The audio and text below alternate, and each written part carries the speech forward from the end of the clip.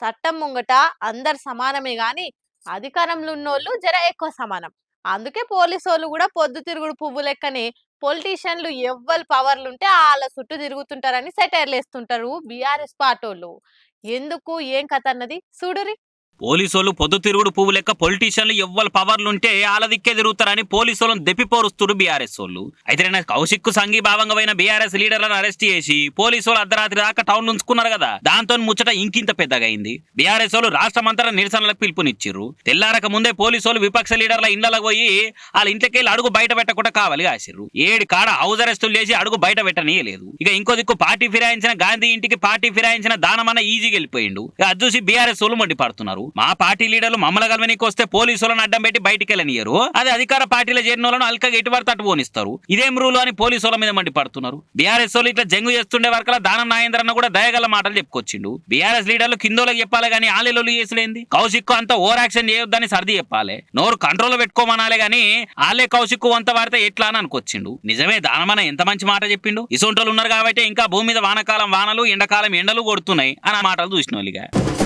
వానలకు వరదలకు ఒకరు ఎక్కువ ఒకరు తక్కువ అని ఉంటాది. అందరినీ ఒకటే తీరు చూస్తాయి పెడితే అందరినీ ఒకటే తీరు తిప్పలు పెడతాయి. అట్లా ఒకరిని సతాయించొద్దని అనుకుంటే పంటల పొంటి వానలు ఎక్కువ పడి ఆగమయ్యే ముచ్చట్నే ఉండకపోతుండే.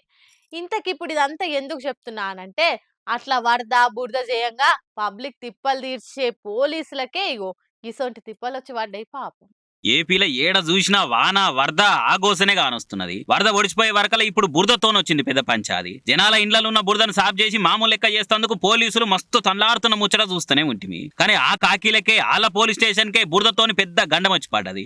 వరదలకు ఎన్టీఆర్ జిల్లాలో ఉన్న నున్నా పోలీస్ స్టేషన్ మొత్తం బురదమయం అయిపోయింది. రూములు వరండా మొత్తం బురద అయి వరదల దడిసి పనికి రాకుండా పోయిన కుర్చీలు టేబుళ్లు సామాన్లు కంప్యూటర్లు ఫైళ్లు అన్నిటిని రిపేర్ చేపించే పనులట పోలీసులు ఇప్పుడు. కానీ చూడురే వాహనాలు ఫస్ట్ నాటి సంది ఇల్లు ఆకిలి స్టేషన్ అన్ని పక్కకు పెట్టి పబ్లిక్ ను కాపాడుకుంటా వాళ్ళ అక్కర్లు తీర్చుకుంటా ఆపదికెళ్ళి అవతల పడేసుకుంటా పోలీసులు తెలంగాణ పొద్దాంకం తేడా లేకుండా దాన్ని ఆడిరు పాపం. ఇప్పుడు జర పరిస్థితి మామూలుగా పబ్లిక్ పనుల మీద పడుతుండే వరకలా వాళ్ళు పనిచేసే స్టేషన్ పోయి చూస్తే ఇగో ఇది పరిస్థితి. పాపం కంప్యూటర్లు ఫైళ్లు అన్ని బురదతో ఖరాబ్ అయ్యే వరకలా ఇప్పుడు కేసులు ఎఫ్ఐఆర్లు బెయిల్ కాయిదాలు ఆర్డర్లు అన్ని మళ్ళీ సెట్ చేసుకొని ఎప్పటి లెక్క స్టేషన్ నడిచేందుకు ఎన్ని రోజులు పడుతుందో ఏమో పాపం.